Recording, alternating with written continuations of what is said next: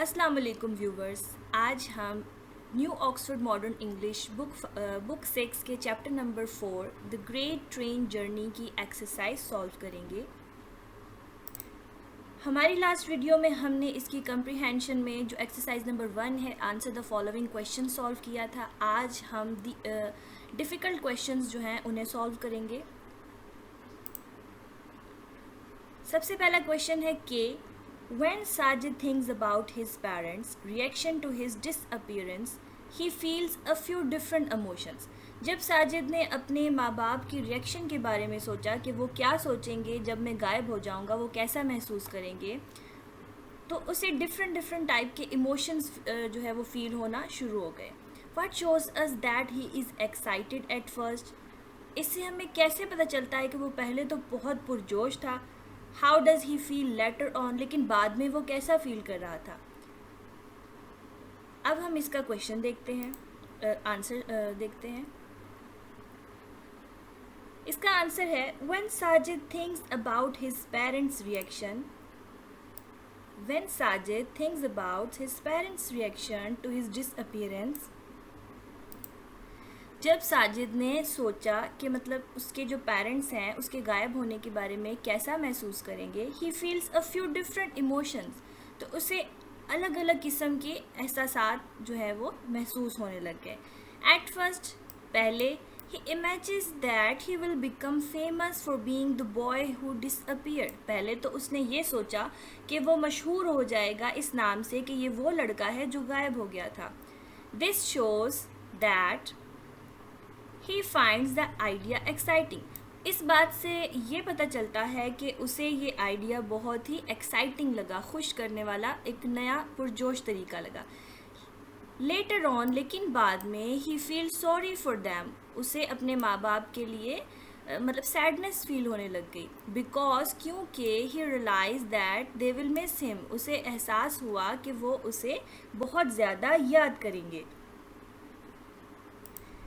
हमारा next question है why do you think the man was on the train. आपको क्या लगता है कि वो जो शख्स था हिप्पी, वो ट्रेन पे मौजूद क्यों था. इसका आंसर है perhaps he had been sleeping in carriage. शायद वो उस गाड़ी में सो रहा था. Because it was comfortable, safe और कूजी. और perhaps he was trying to get a free ride somewhere. क्योंकि वो एक बहुत ही कंफर्टेबल सी जगह थी जहाँ पे उसे अच्छा महसूस हो रहा था, एक महफूज जगह थी. इसके अलावा शायद वो एक मुफ्त सवारी चाहता था. Sajid does not react immediately to the conversation about going to China. Perhaps he is thinking the skills he does not have. आप जो इसका आंसर है ना, आप सिर्फ उसे यहाँ तक लिखेंगे, अ फ्री राइड समवेयर. इसके बाद जो है वो आपने you don't have to remember और write it on your notebook. हमारा जो नेक्स्ट क्वेश्चन है that is how does Sajid feel after the conversation about getting to China. Sajid जो है वो चाइना जाने वाली बातचीत पर किस तरह से महसूस कर रहा था. अब इसका आंसर जो है वो यहाँ से स्टार्ट है, फ्रॉम हेयर. आपने इसे यहाँ से लिखना है. वो दोनों क्वेश्चन एक साथ मर्ज हो गए हैं.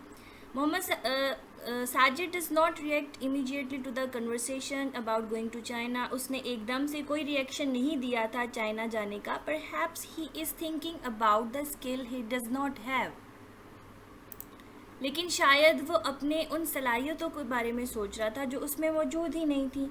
आफ्टर अ वाइल, कुछ देर बाद, he thinks that he is not really sure if he really wants to go strange new far away places. लेकिन कुछ देर बाद वो सोचता है कि शायद वो वाकई नहीं जाना चाहता एक अजीब स्ट्रेंज सी बहुत दूर जो जगहें हैं वहाँ पर. इसके बाद जो क्वेश्चन है that is why does not the man tell Sajid that the train takes a circular route. उस आदमी ने साजिद को ये क्यों नहीं बताया कि ये जो ट्रेन है ये दोबारा से सर्कुलर रूट लेगी, मतलब दोबारा से उसी जगह पे जाएगी जहाँ से वो चली थी. इसका आंसर है perhaps he can see how excited Sajid is about going to on a journey. शायद इस वजह से, क्योंकि वो ये देख रहा था कि साजिद जो है वो कितना ज़्यादा एक्साइटेड है एक न्यू जर्नी पे जाने के लिए. You can write this answer up till this. आप इतना आंसर जो है वो लिख सकते हैं, याद कर सकते हैं. उसके बाद and because he know Sajid will be safe he allows him to enjoy his adventure. और क्योंकि वो ये जानता था कि साजिद महफूज रहेगा उस गाड़ी में, इस वजह से वो चाहता था कि वो अपना एडवेंचर जो है वो बहुत ज़्यादा इंजॉय करे. So these are the question answers you have to write on your notebook. Now there is a more interesting exercise number 2. Look at these words. आपने इन लफ्ज़ों को पढ़ना है, इनकी मीनिंग्स जो है वो डिक्शनरी से ढूंढनी है. देन आपने ये बताना है कि इनमें से कौन सा वर्ड जो है वो ऑड है. ठीक है, मतलब इन सब में से एक ऐसा वर्ड है जो इनके साथ मैच नहीं करता, बाकी सब की मीनिंग जो है वो सेम है. अब मैं आपको बताती हूँ. सबसे पहला जो आपने क्वेश्चन सॉल्व करना है that is which one is the odd one out and why. तो हम इनकी मीनिंग्स देखते हैं. स्टार्व का मतलब होता है भूखा, ठीक है, हंगर. कंज्यूम का मतलब होता है लेना, खाना. डिवॉर का मतलब होता है खाना. स्नैक्स जो है वो खाने को कहते हैं. निबल मतलब नोच नोच के खाना. गॉबल मतलब मुंह में जो है वो बॉलस बना के खाना. फीस्ट कहते हैं हमारे खाने को, हमारी मील को. मंच और च्यू जो है वो कहते हैं चबाना एक्सेट्रा. ठीक है, मतलब ये जितने भी यहाँ से कंज्यूम से लेके च्यू तक जो वर्ड्स हैं वो सारे फूड से रिलेटेड हैं. सो इस वजह से हम ये कहेंगे कि जो वर्ड स्टार्व है, the word starve is this one. The word starve is odd. ये ऑड है. अब ये ऑड क्यों है? बिकॉज स्टार्व मीन्स हंगर और die due to hunger. That's why it is odd. It is written here in the notes. Here starve is the odd word. ठीक है, ये इसका आंसर है. The other words are ways of eating. जो दूसरे जितने भी वर्ड्स थे वो हैं खाने के तरीके. इसके अलावा जो स्टार्व है इसका मतलब होता है टू सफ़र, मतलब बहुत मुश्किलात देखना, या फ्रॉम डाई हंगर, या डाई फ्रॉम हंगर मतलब भूख की वजह से मर जाना. Now we will solve next exercise that is working with words. ठीक है, अब हमने ये सॉल्व करना है. अब हम ये किस तरह सॉल्व करते हैं आइए देखते हैं. सबसे पहले है fill in the blanks with suitable words from the list below. आपने ये जो नीचे दी गई लिस्ट है इसमें से वर्ड्स जो हैं जो जिस सेंटेंस में फिट होते हैं वहाँ पे आपने इसे राइट करना है. सबसे पहला है soon there were other tracks, a railway siding and a dash good train. जल्द ही वहाँ पे दूसरे ट्रैक्स थे, अ रेलवे साइडिंग थी मतलब रेलवे स्टेशन आना शुरू हो गया था, and a dash good trains.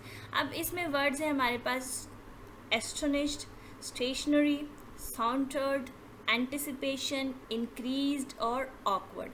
सबसे पहले तो you have to find the meanings of these words from the dictionary you have. Now I have opened your notes. आप इस नोट्स में देखें यहाँ पे वर्ड स्टेशनरी आएगा, तो इस ब्लैंक में जो वर्ड आएगा that is stationary goods train. मतलब कि वहाँ पे साकिन खड़ी जो माल गाड़ियाँ थी, ठीक है, जो चल नहीं रही थी, they were not moving, they were stationary. और स्टेशनरी का मतलब होता है साकिन जो हिलजुल नहीं सकते. देन नेक्स्ट ब्लैंक है Sajid felt a thrill of dash. What thrill of dash? In this word we will write anticipation. So we will write here anticipation. अब anticipation का मतलब होता है कि वहम होना या कुछ ऐसा जो हम फ्यूचर में होने वाला है और हालात को देख के हम कुछ भांप जाते हैं. तो जो साजिद है उसे भी ऐसा महसूस होता है कि कुछ awkward जो है वो उसके साथ होने वाला है. नेक्स्ट है the number of railway lines dash crossed spread out in different directions. जो रेलवे लाइन्स थी, जो रेल की पटरियाँ थी, वो इधर उधर क्रॉस हो रही थी और अलग अलग डायरेक्शंस में फैल रही थी. अब यहाँ क्या आएगा? यहाँ पे आएगा इंक्रीज्ड, मतलब बढ़ गई थी. जो रेलवे लाइन्स थी वो बहुत ज़्यादा उनकी तादाद बढ़ गई थी और वो क्रॉस इधर उधर हर तरफ फैली हुई थी. उसके बाद है he was so dash that he almost fell out of compartment. वो इतना ज़्यादा मतलब क्या आएगा यहाँ पे, हमने रीडिंग में पढ़ा था that he almost fell off the compartment. ऐसा होता है कि जब उसका स्टेशन आने लगता है तो वो दरवाजे पे खड़े होके स्टेशन की तरफ देखता है। And we have read this sentence from the reading. तो आइए देखते हैं इसमें क्या आएगा। इसमें वर्ड आएगा एस्टोनिश्ड, मतलब कि हैरान हो जाना। वो इतना हैरान हो के बाहर देख रहा था कि वो तकरीबन कंपार्टमेंट से नीचे गिरने वाला था।